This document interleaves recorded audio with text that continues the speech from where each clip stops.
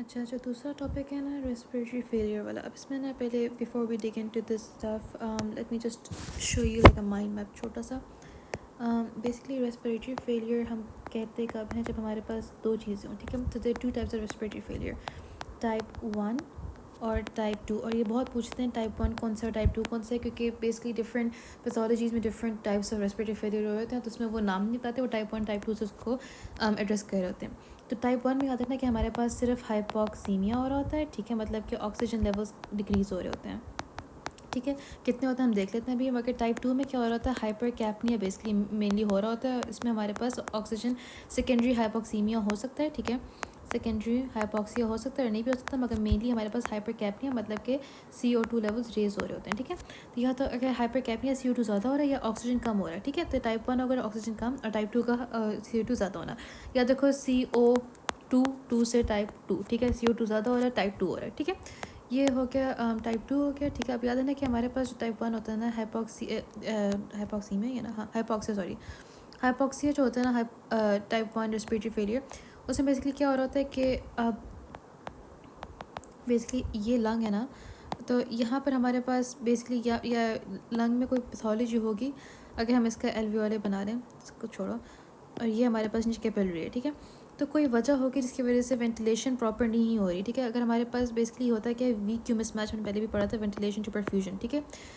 जो यहाँ से ब्लड फ्लो कर रहा है ना, उसको हम कहते हैं परफ्यूजन, ठीक है, जो कि हमारे पास आ गया क्यू।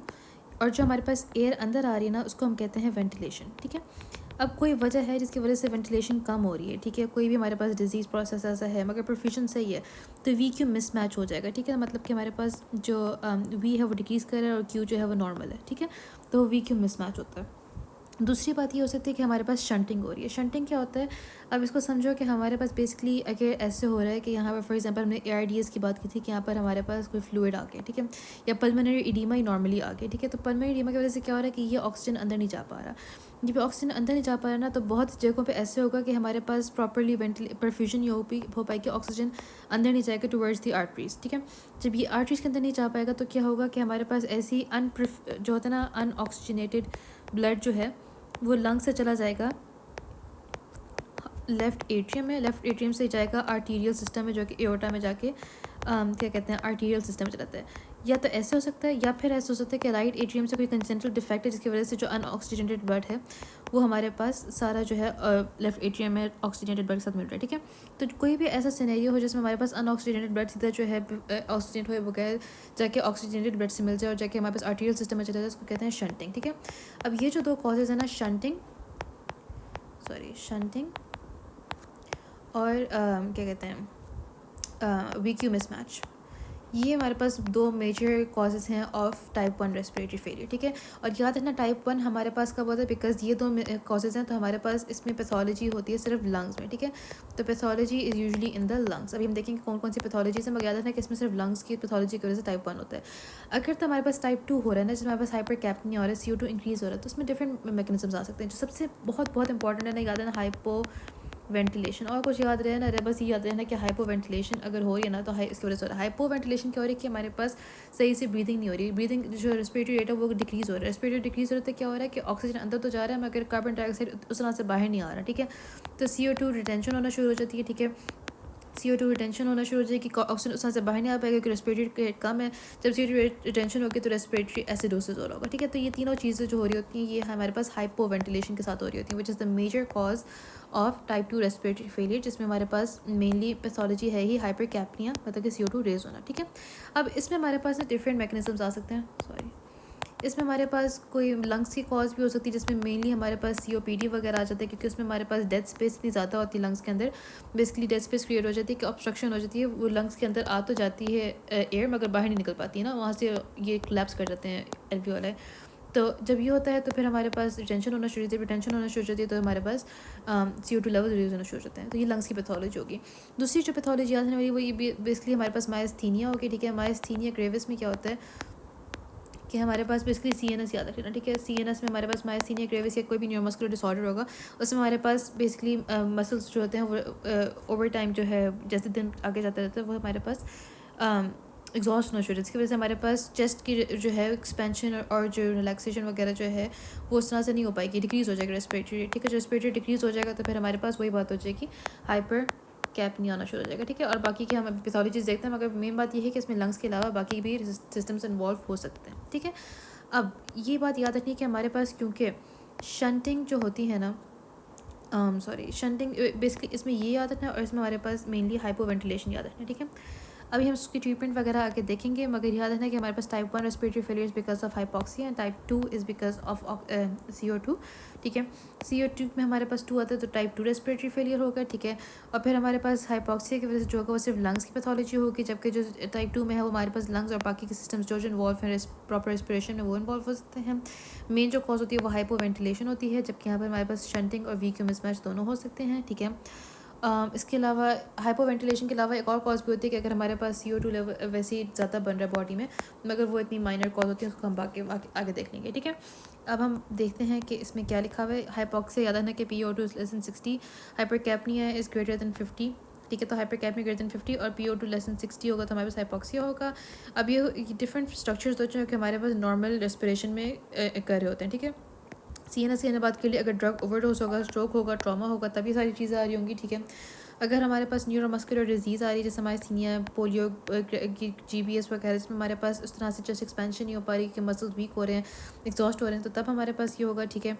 उसके अलावा हमारे पास oh my god wait, upper airway के कॉजेज हो सकते हैं, कहीं स्टेनोसिस है, कहीं पर स्पैज्म है, पैरालिसिस है, तब हमारे पास हो सकता है, ठीक है। ये सारी हमारे पास हाइपो वेंटिलेशन कॉज करवा रही है। थॉरिक्स एंड प्लूरा में हमारे पास कोई फ्लेल चेस्ट है, काइफोस्क्लेरोसिस है, हीमोथोरिक्स है, कार्डियोवास्कुलर में कंजेनिटल हार्ट फेलियर इंपॉर्टेंट है क्योंकि हमारे पल्मोनरी एडिमा और होगा। मगर ये हमारे पास पल्मोनरी एडिमा क्या करवाएगा, हमने भी बात की थी कि पल्मोनरी एडिमा से क्या होता है, हमारे पास फ्लूइड आ जाता है एल्वियोली के अंदर। जब फ्लूइड आ जाएगा एल्वियोली के अंदर तो क्या होगा, VQ मिसमैच हो जाएगा। जब VQ मिसमैच होगा तो क्या होगा कि VQ मिसमैच भी हो सकता है और शंटिंग भी हो सकती है, वैसे तो दोनों हो सकते हैं, VQ मिसमैच भी हो सकता है, शंटिंग भी हो सकती है। और जब ये होगा तो क्या होगा, ऐसा I don't know VQ mismatch होता है कि नहीं, आई थिंक शंटिंग ज़्यादा इंपॉर्टेंट है क्योंकि उसमें हमारे पास फ्लूइड की वजह से वेंटिलेशन नहीं हो पाती। खैर जब ये होगा तो हमारे पास टाइप 1 होगा क्योंकि हमारे पास हाइपॉक्सिया हो रहा है, ठीक है। तो ये एज अ होल लिखा हुआ है सबका कि ये सारी चीज़ें जो हैं ये हमारे पास इसमें कर रही होती है नॉर्मल जो फंक्शनिंग है उसमें। और अगर इनमें से कोई भी इफेक्ट होगा तो ये चीज़ें हो सकती हैं, क्लिनिकल फीचर्स, जो क्लिनिकल जो डिजीज़ हैं जो कि हमारे पास रेस्पिरेटरी फेलियर कॉज करवा सकती हैं। Acute respiratory distress syndrome is very important इसमें, जो हमने पहले डिस्कस किया ARDS की वीडियो में, क्योंकि उसमें भी हमारे पास एल्वियोली के अंदर क्या बनता है, एक हाइलिन मेम्ब्रेन बन जाती है जिसकी वजह से ऑक्सीजन नहीं क्रॉस कर पाता टूवर्ड्स दी कैपिलरी, जो कि पल्मोनरी एडीमा वाला ही मैकेनिज्म होता है ऑलमोस्ट, तो उसकी वजह से नहीं हो पाता, ठीक है। क्लासिफिकेशन हमने देख ली कि हाइपॉक्सीमिक रेस्पिरेटरी फेलियर की टाइप 1 थी, जिसमें हमारे पास लंग इटसेल्फ इन्वॉल्व हो रहा होता है, जिसमें हमारे पास इंटरपल्मोनरी शंटिंग होती है और VQ मिसमैच होता है, ठीक है। हाइपर कैपनिक इस टाइप 2, ठीक है। टाइप 2 में याद रखना कि हमारे पास हाइपो वेंटिलेशन हो रही है, ठीक है। हाइपो वेंटिलेशन किस वजह से हो सकती है, लंग डिजीज जिसमें COPD, एस्थमा, ऑब्स्ट्रक्टिव आ गई हैं, ठीक है। कार्डिक फेलियर आ सकता है, और बाकी हमारे पास सिवियर ब्रोंकाइटिस आ सकता है, ठीक है। इसके अलावा हमारे पास कोई और न्यूरोमस्कुलर डिजीज़ हो सकती है, जिसके बाद माइस्थीनिया, पोलियो, CNS डिप्रेशन की बात की भी हमने, ड्रग टॉक्सिसिटी की वजह से, स्ट्रोक ट्रॉमा की वजह से, या मैकेनिकल रिस्ट्रिक्शन हो सकती है, लंग इन्फ्लेशन, जिसमें हमारे पास बेसिकली वो था काइफोस्कोलियोसिस, फ्लेल चेस्ट वगैरह, ठीक है। या फिर कोई भी रेस्पिरेटरी फटीग की कॉज हो सकती है, जिसमें हमारे पास डायबिटिक कीटोएसिडोसिस इज इंपॉर्टेंट क्योंकि इसमें हमारे पास ओवर टाइम ज़्यादा प्रोडक्शन हो रही होती है ऑफ कार्बन डाइऑक्साइड, ठीक है। अच्छा सॉरी, पैथोफिजियोलॉजी हमने बात कर ली है, ठीक है। VQ mismatch was important for type 1, ठीक है। अब टाइप 1 में क्या हो रहा है कि हमारे पास वेंटिलेशन की या तो कम हो रही है, जिसमें मैं बात की पल्मोनरी एडिमा की, ठीक है, या फिर परफ्यूजन कम हो रही है। परफ्यूजन कब कम होती है, जब पल्मोनरी एम्बोलिज्म बन जाता है। एम्बोलिज्म बनेगा तो जाहिर सी बात है हमारे पास ब्लड फ्लो को डिक्रीज़ हो जाएगा वहाँ पर, ठीक है। कहीं पर एम्बोला आएगा तो उसके आगे ब्लड फ्लो डिक्रीज़ हो जाता है। तो आइदर वे इनमें से कोई भी चीज़ खराब होगी तो फिर हमारे पास ये रेशियो मिसमैच हो जाएगा, ठीक है।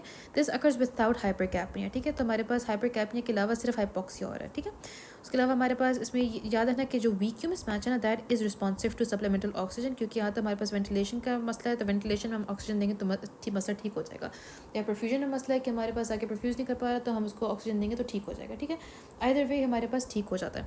मगर हमारे पास जो शंटिंग है ना, शंटिंग में बेसिकली हमारे पास ये होता है कि यहाँ पर हमारे पास कोई अंदर पैथोलॉजी है, इसकी वजह से यहाँ फ्लूइड लेवल्स इंक्रीज़ हो रहे हैं, ठीक है, या फिर हमारे पास ज़रूरी नहीं है वैसे फ्लूइड लेवल्स इंक्रीज़ हो रहे हैं, कोई भी ऐसी बात है जिसकी वजह से हमारे पास परफ्यूजन सही से नहीं हो पा रही और ब्लड फ्लो वहाँ से हमारे पास बगैर ऑक्सीजनेट हुए निकल जा रहा है। तो अब बस में हम जितना मर्जी ऑक्सीजन देते हैं, अगर हमारे पास यहाँ कोई पैथोलॉजी जिसकी वजह से हमारे पास आगे नहीं जा पा रहा, एल्वियोले से ब्लड वेसल की तरफ नहीं जा पा रहा, तो ऑक्सीजन देने का कोई फ़ायदा नहीं होगा, ठीक है। तो शंटिंग डज नॉट रिस्पॉन्ड इतना टू सप्लीमेंटल ऑक्सीजन, ठीक है, it does not respond to supplemental oxygen, जबकि हमारे पास वीक्यू मिसमैच रिस्पॉन्ड करते हैं क्योंकि उसमें हमारे पास बेसिकली वेंटिलेशन ही कम हो रही होती है या फिर परफ्यूजन कम हो रही होती है। शंटिंग की कॉजेज देख लेना, एटिलेक्टेसिस हो सकता है जिसमें हमारे पास कोलैप्स होता है बेसिकली, या फ्लूइड एल्वियोले हो सकता है, ठीक है, जैसे हमारे पास पल्मोनरी एडीमा या निमोनिया में होता है, या फिर हमारे पास कोई कंजेनिटल हार्ट डिजीज होती है, ठीक है। तो it is not responsive to supplemental oxygen.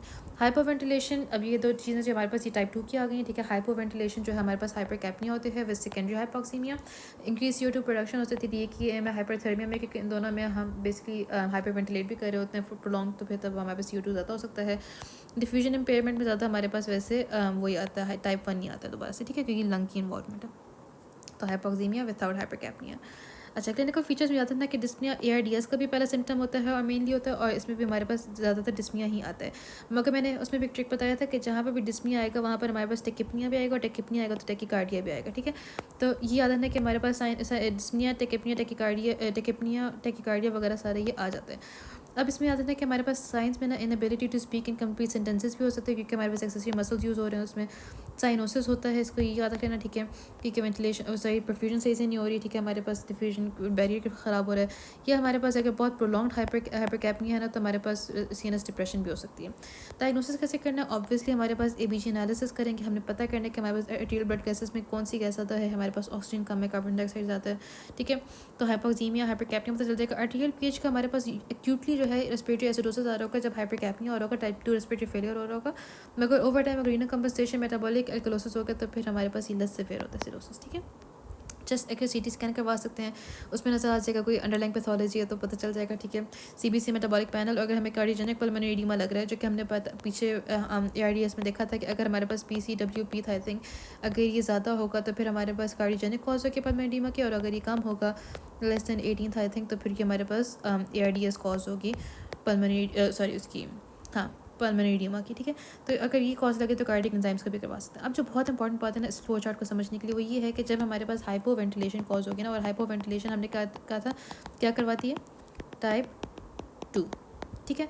जब हमारे पास हाइपो वेंटिलेशन कॉज होगी ना तो याद रखना कि हमारे पास जो COPD वगैरह है ना, उसमें एक चीज़ हमने बात की थी रिस्ट्रिक्टिव में भी COPD वगैरह में, कि इसमें ए ग्रेडियंट जो है ना वो इंक्रीज़ होता है, ठीक है। ए ग्रेडियंट क्या होता है कि हमारे पास आर्टीरियल ऑक्सीजन, आई थिंक ये था एल्वियोलर और आर्टीरियल ऑक्सीजन डिफरेंस, ठीक है, A माइनस A मतलब कि alveolar minus arterial oxygen difference का हमारे पास निकाल रहे होते हैं, ठीक है। अब याद रखना कि हमारे पास वो इन लोग जो रिस्ट्रिक्टिव ऑब्स्ट्रक्टिव बाकी लंग डिजीज़ हैं उसमें अगर कोई और पैथोलॉजी है तो ये इंक्रीज़ होगा, मगर सिर्फ हाइपोवेंटिलेशन अगर हो रही है तो इसमें ए ग्रेडियंट जो है वो नॉर्मल रहेगा, ठीक है। मुझे इसकी इससे वो पता नहीं बैक स्टोरी क्या है, मगर बस याद रखना कि ये हमारे पास नॉर्मल रहता है अगर हाइपोवेंटिलेशन कॉज है, ठीक है। तो अब देखो इसको ये समझने की कोशिश करें, हमने पे CO2 लेवल्स करवाए, ठीक है। नॉन एलिवेटेड आए तो हम टाइप 1 की तरफ सोचेंगे, ठीक है, क्योंकि उसमें हाइपॉक्सिया हो रहा है, और अगर एलिवेटेड आए तो हम टाइप 2 की तरफ सोचेंगे क्योंकि वो हमारे पास हाइपरकैप्निक होता है। अब टाइप 2 की तरफ आ जाओ। टाइप 2 में हमने देखा कि हाइपरवेंटिलेशन मेजर कॉज होती है, मगर अब देखना कि हाइपरवेंटिलेशन किस वजह से हो रही है, कि सिर्फ या तो हमारे पास किसी वजह से हो रही है या फिर कोई और अंडरलाइन कॉज भी है, ठीक है। तो हम हाइपरवेंटिलेशन के पास इंक्रीज ए ग्रेडियंट है नहीं है तो हम हाइपरवेंटिलेशन को मतलब कि सिर्फ हाइपरवेंटिलेशन ही कॉज है, ठीक है। और अगर ए ग्रेडियंट इंक्रीज है जो हमने कहा था अंडरलाइन पैथोलॉजी होगी तो अंडरलाइन मैकेनिज्म प्रेजेंट है, ठीक है। फिर हम देखेंगे कि हमारे पास PaCO2 लेवल्स नॉट एलिवेटेड है या एलिवेटेड है, ठीक है। अगर हमारे पास नॉट एलिवेटेड है तो टाइप 1 हो गया। टाइप 1 में देखा था ए ग्रेडियंट इंक्रीज है कि नहीं, इसमें भी चेक करना जरूरी होता है क्योंकि hypoxia can lead to hypoventilation can lead to secondary hypoxaemia.